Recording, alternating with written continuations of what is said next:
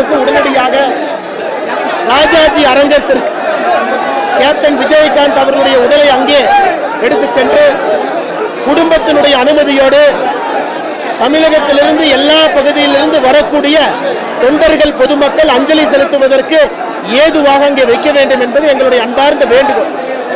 நாளை பெரிய அளவில் கூட்டம் வர இருக்கு. ஏதாவது அசம்பாவிதம் ஆயிடுச்சு ரொம்ப தவறா போயிடும்.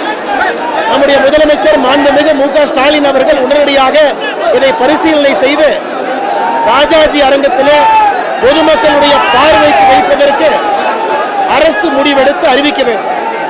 அதே போல கேப்டன் விஜயகாந்த் அவர்களை பொறுத்தவரை எதிர்க்கட்சி தலைவர் என்பதை தாண்டி, நடிகர் என்பதை தாண்டி தமிழக மக்களுடைய மனதில் இருக்கக்கூடிய ஒரு பெரிய தலைவர்.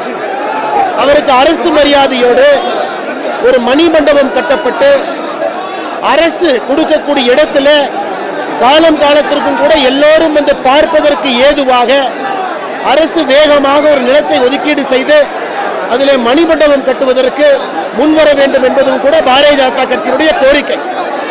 நாளை நம்முடைய மத்திய அரசின் சார்பாக, கட்சியின் சார்பாக மூத்த அமைச்சர்கள் வர இருக்கின்றார்கள் அஞ்சலி செலுத்துவதற்கு.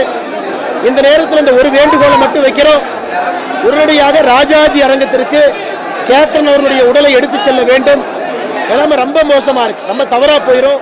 முதலமைச்சர் அவர்கள் இதை கனிவோடு பரிசீலனை செய்து நல்ல முடிவெடுப்பார்கள் என்று நாங்கள் நம்புகின்றோம்.